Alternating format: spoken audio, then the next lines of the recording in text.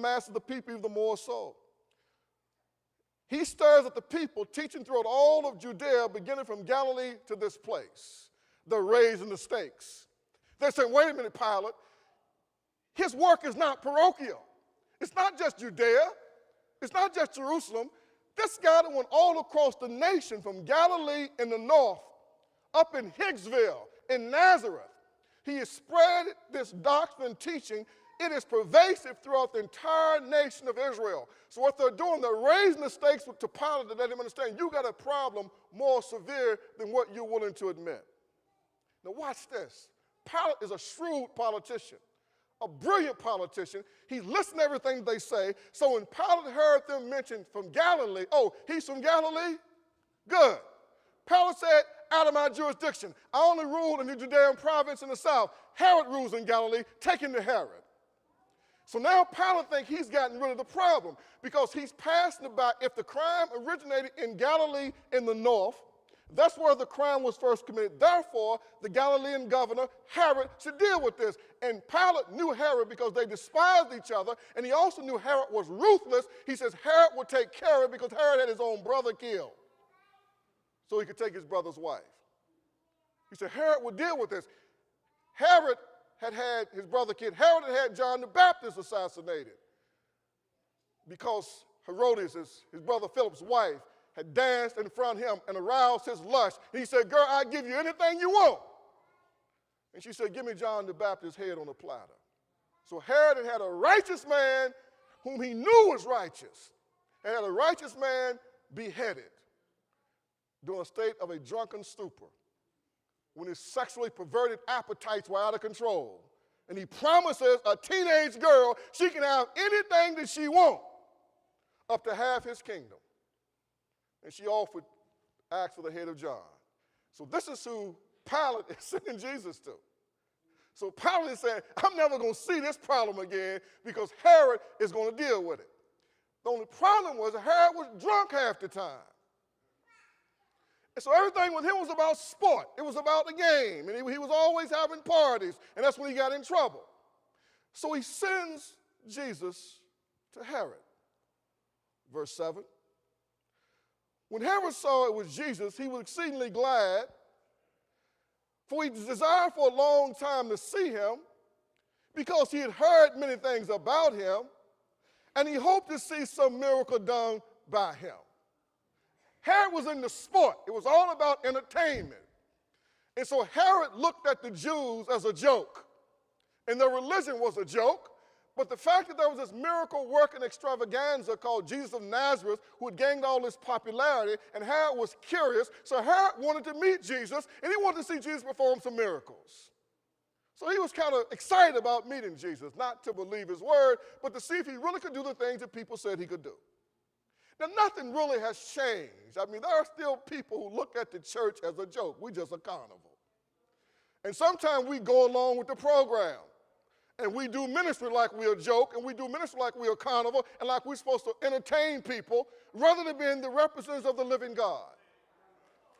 The representative of the living God. And there's a certain dignity, elegance, and grace in which ministry should be discharged. We're not to be the laughing stock in the neighborhood of the community. People might not like us, but they ought to respect us because of the dignity and the elegance and the grace and the sense of purpose which we discharge, the ministry that we discharge. So Jesus was a man who did ministry on purpose. Oh, that we could go back and get some of these guys from yesteryear. Reverend Dr. Martin Luther King. If you already saw King, King almost always had on a black suit. You know what that was about? I'm serious about my work. That's what that was about.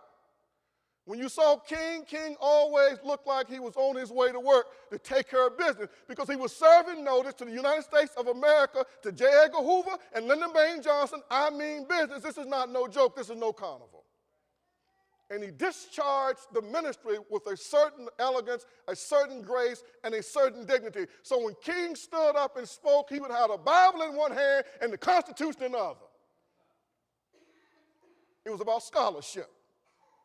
It's not about putting your finger in your ear and hooping and hollering, saying how much noise you can make, and can you make people move and shout. Can you stimulate people spiritually and intellectually to think? Because problems are only solved by the engagement of spirituality and intelligence. And so you read the teachings of Jesus of Nazareth. Jesus was always challenging the people. Not only was he challenging them spiritually, he was challenging them intellectually. And they would always say, we ain't never heard nobody speak like this before, because of the depth and the profundity of what he had to say. And it stretched their minds, and it made them to think outside of the box. So the church today is becoming spiritually lethargic and spiritually lazy, and we want to do things the way we did them in the past and keep doing them like that because we feel comfortable doing things like that. But this is the 21st century, ladies and gentlemen, the most sophisticated society ever been on the planet. And people outside of the church are exposed to information at a pace never before in history, and if the church is going to keep up, we got to be people that read and think. And we got to articulate answers to the questions that people are raising, and not the question that we feel comfortable trying to answer. So Jesus was always on the spiritual cutting edge of what was taking place in the society, and the reason he had so much popularity with the masses is because he was talking their language, speaking truth to their issues.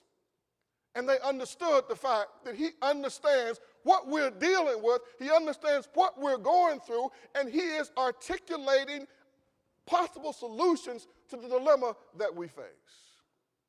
The church can never allow herself to be trapped inside of a time capsule.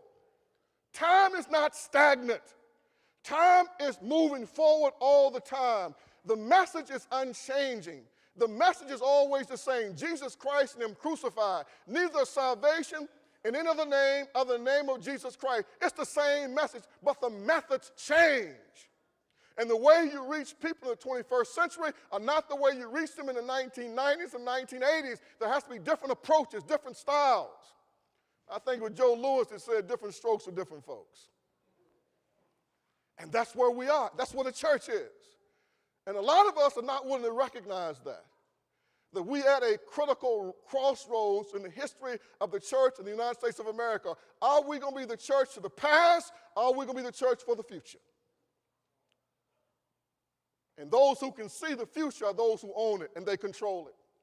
And they will navigate the church through these tempestuous waters, and they'll be able to engage young people to be a part of this good old ship we call Zion, so there'll be someone with the strength and the energy to work and to take care of the church when we're too old to do it. Otherwise, we become a museum, a relic of the past, unable to speak with profundity and accuracy and clarity to the pain of the present. And that's why many young people don't want to do nothing to do with the church, because we don't want to deal with the issues of the day in a way that they understand, and the way that we demonstrate that we understand what the real issues of the day are. And that's what had happened to the Jewish religion. They were trapped in the past. And they were trapped and held hostage by their success of the past. It had been successful in the past, but it will not work in the present, and it will not prepare you for the future. And some of y'all are sports fans. And y'all remember when they used to run the single wing and the wing tee and the wishbone and all that type of nonsense. It worked. It worked. But now somebody figured out, everybody know where Florida is on the map. Let me tell you what changed football. And you women can understand this. What changed college football in America? That everybody figured out where Florida was, where Alabama was, where Mississippi was, and where Georgia was. They all figured it out. And they figured out the fastest people in the United States of America in Florida, Mississippi, Georgia, and Alabama. So we can go to Georgia, Mississippi, Alabama. We can get some of these fast people, and we can bring them up north, and we'll spread the field on these teams. So now these big powerhouse teams like Michigan, Ohio State, they sweated bullets yesterday. Barely could be a little old school. They bring in little old fast brothers from down south, man. They run circles around those big slow guys. Create a whole new game. Now everybody running the spread offense. You can't compete unless you can spread the field. You got to have fast people to run behind those fast people. All y'all listen to me. Basketball is the same way. Basketball used to be every time they would score, they would take back and they would jump ball again. It was a slow game.